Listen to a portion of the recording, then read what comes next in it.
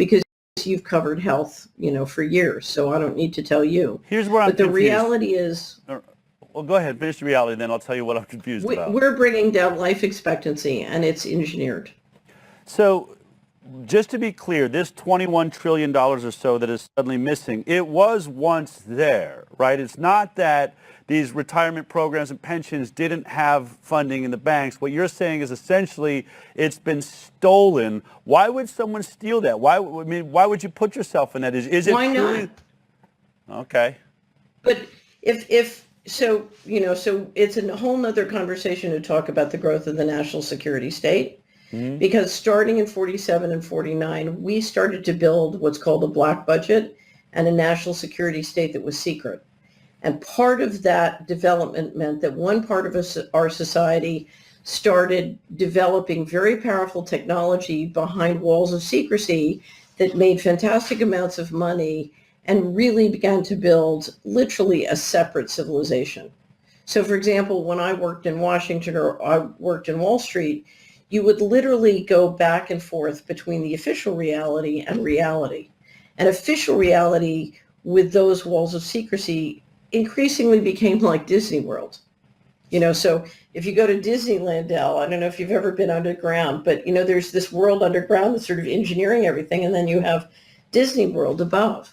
And increasingly, when you worked at the top of Wall Street or the top of Washington, you would have to go back between Disney World and the real world, and the worlds have gotten separate further and further apart. And one of the reasons they've got further and further apart is we have a federal budget that's been financing both worlds. And the secret world has been getting more and more powerful, more and more expensive. And now what we're watching with COVID-19 is they're breaking back in.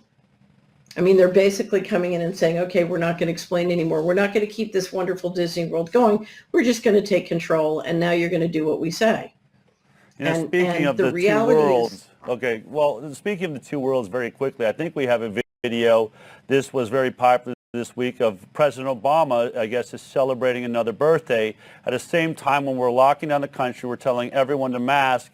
This is a sense, I think, of those two different worlds. This is from Obama's party. It's packed with people. I think that's right. President Obama right there, hugging, kissing, no one wearing masks, Erykah Badu. Right. So is that what you're talking about? But are they laughing at us? I mean, it feels like when we watch videos like that it doesn't even seem like they hide it. It's like, yeah, we are an elite group that live in no world around what you are being told in the news. We live in a separate world. Are they smug about it? Or are they trying? Unfortunately, Dell, we've had a process, and it started with the Kennedy assassination, where the more they get away with, the less they respect the average person. And it's reached a very dangerous point, because you have the average person can't fathom that the governance system has grown this far away from them. So they can't fathom it, and the people at the top can't fathom that they can get away with this. And they're very pleased that they can. Wow. When you look at, this last year, things outside, not only do we have a pandemic, this supposed disease, which I agree with you, there are issues with it. It may even be a bioweapon or toxic, substance that was created in laboratories. I think most of the science points there. But outside of the science, other weird things were happening. At the same time we're all suffering, trying to get through this pandemic, we had like this revolt, these racial issues taking place in this country, where one of the things I was confused by is I'm all about, freedom of humanity. I believe that everybody should be treated equally. I think we should fund neighborhoods and things that don't have funding to make sure that we all get a sort of an equal start in this world. But when we watch the government, or those that were running to be in government, supporting what looked like, dramatic attacks on cities like Seattle, and, fire bombing, police precincts and flames, when you were watching that, did you see that as a natural occurrence, or do you feel like that's a part of maybe this consolidation of funds? So the riots tended to happen in the cities where you had a New York where you had a Federal Reserve Bank. And if you look at where the riots were, I would describe them as a real estate acquisition plan. Really? So a lot of them occurred in opportunity zones, which are tax shelters. And if you're going to build out the smart grid, the place you want to build the smart grid out for the CBDCs is in the cities and the areas that have a Fed bank. So if we created a database at Solari and mapped out some of the riots, and what we found was there was an extraordinary correlation between the Fed banks and the opportunity zones and where the riots were. So to me, the patterns, I worked as an assistant secretary of HUD, and we saw very similar patterns in the mortgage fraud. So I would say that the riots were primarily an op, and I would say that they were probably designed to facilitate picking up lots of real estate cheap in the areas where they most want to build out the smart grid first, is my guess. I was thinking about that. Austin has been really at the forefront of smart grids. I have a friend that lives in a neighborhood where there's a camera on every light through the area, and every piece of his toaster has a camera on it. His refrigerator has a camera on it. He finally recognized that maybe that wasn't the best idea. But so I think I look at New York, right? We've lost 25% of the population left New York City, and I guess Cuomo didn't seem to care. Of course, now he stepped down. But on the other side, there's also sort of and I can imagine that. So if they're buying up properties, but then when we look at the jobs, one of these things that's really been crazy to me is this idea that we're hearing, and I go into restaurants now, and I think we've all recognized the service in America. I mean, and I spent 20 years waiting tables before I finally, got my career to take off. So I know a lot about waiting tables, and I can tell you personally, the service industry is flailing. It's like we never knew how to work a restaurant before, but many of the servers are complaining to me, we're understaffed today. We just don't have enough staff, so bear with me today. And you see that. You feel like the food coming out, that's not your usual short order cooks back there. It's like someone's trying to do it for the first time,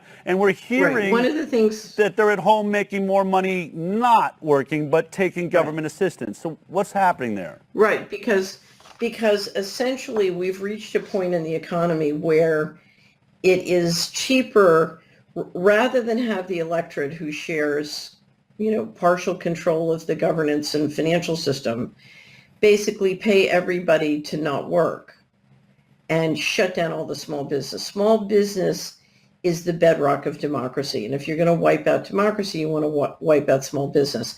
And the best way to wipe out small business is to make sure that their labor supply has an alternative other than going to work.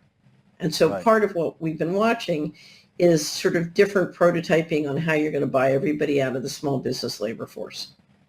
And part of this, if you're going to institute a new kind of digital transaction system like the one I'm discussing, what is essential for control is, first, the dollar's on a gold standard. It's been on an informal oil standard. I think what they want control of the food supply. And small restaurants provide a very significant market for small farmers away from the big industrial food system. So there is clearly a desire to wipe out the small business industry. If they can. It's all part of taking complete political control. So as we see that we're starting to sort of leak our way back into lockdowns, are you under the impression that the land grab isn't over? They didn't get enough. They didn't kill enough jobs and put enough people on some sort of universal... The land grab has just begun. Really? The land grab has just begun because the way to make money on new technology is the capital gains on real estate. So one of the reasons they're pushing so hard to lower the home ownership rate is so Wall Street can pick up all the properties and use them in sort of rental industries and rental businesses. So remember when Klaus Schwab says it's 2030 and you have no assets and you'll be happy, what he's saying is it's 2030, we will have stolen all your assets and we're going to mind control you. Wow. Okay, so super enlightening, and I could talk to you probably all day, but let's get into some solutions. I mean, this all sounds really terrifying. We're just simple people, trying to get through the day. We are now seeing, I showed earlier, people standing up at school board meetings, recognizing that they want to voice an opposition. How do we actually oppose this potential takeover of democracy in our republic here in America? So the good news is, the bad news is we're on our own, but the good news is if we know that, we're on our own and we can take action. Right. And it doesn't take everybody taking action. It takes a small group of people. The first thing you can do is start using cash. Okay. The less the system goes to all digital, the harder it's going to be to sort of move it into the CBDCs. CBDCs are going to take time. It's not going to happen this year. It's going to take them time. So the more we can dig in and go back to cash, the better. Okay. If we can decentralize, if you go to, so we have Cash Friday. Okay. So if you can't use cash every day, let's use cash on Friday. And believe it or not, you know who invented this, Dell? You know Who? whose idea this was? Who? I was sitting in a meeting with Mary Holland, and I was talking about the importance of not letting the vaccine passports happen and not going to an all digital financial system. And she said, well, why do we have Cash Friday? And everybody stopped and we said, what a great idea. That is a great idea. So all we It is a do, great all we have to idea. do is commit to at least one day, all of us, the millions One that are day. watching the High Wire and all the other programs that are out there and everyone you're talking to, let's take Friday to make sure we don't touch that plastic. Leave it in your wallet. Right. Don't pull out the iPhone and slap the little, beeping Right. tap payment, but actually pull out some cash and make them. And frankly, I think it's really good just for those young people that are working the registers to make them be involved with math, at least just a little bit more than they are. Absolutely. Yeah. Absolutely. The second thing is in almost every county in America, the 3,100 counties, you still have great community bankers and credit unions. And the problem is not that we're financing the bad guys. The problem is we're not financing the good guys. Okay. And it's been amazing over the last 20 years. The small community banks and credit unions have been able to stop a lot of crazy stuff and a lot of crazy Fed policies. So if we start shifting our money to them, the more money we flow into them, the more powerful they become in the system, the more they can help us circulate money locally. And there's a lot of very powerful literacy and intelligence in that group, and they don't feel like they're being supported by us. So, get your money out of the big banks and get it into the good local small banks. The third thing is, for heaven's sakes, build resiliency. The more resiliency we can have within our family or within our community. I once had a client who would complain to me about the fact that the yields on her portfolios were going down and her water bill was going up. I said, this is if you lived in a rural area. I said, sell some stock and build a well. Right. Do it. Get the big corporations out of your income statement, just get them out. And it's funny, I told you the story of when I said, I've got to come clean. We have an article up at Solera called Come Clean, and you can walk through it and go through many of the different steps you can do to come clean. But one of the things you can do to come clean is get any institution, any company that has no integrity out of your lives. Stop shopping there, stop supporting them, stop helping them, stop donating money to them. Just get them out of your life. Start building your life around more solutions. One thing we all need to do is we need to build local food systems. And one of the reasons we need to protect ourselves on the local food system, inflation is coming.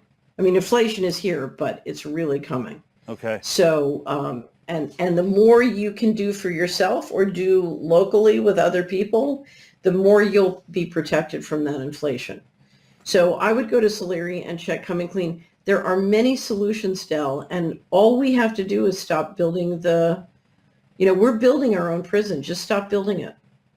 Amen. Stop funding our enemies. Stop building our own prison. And I know all of us, I'm listening right now, and I already know what I need to cut from all I feel is the inconvenience that's going to be.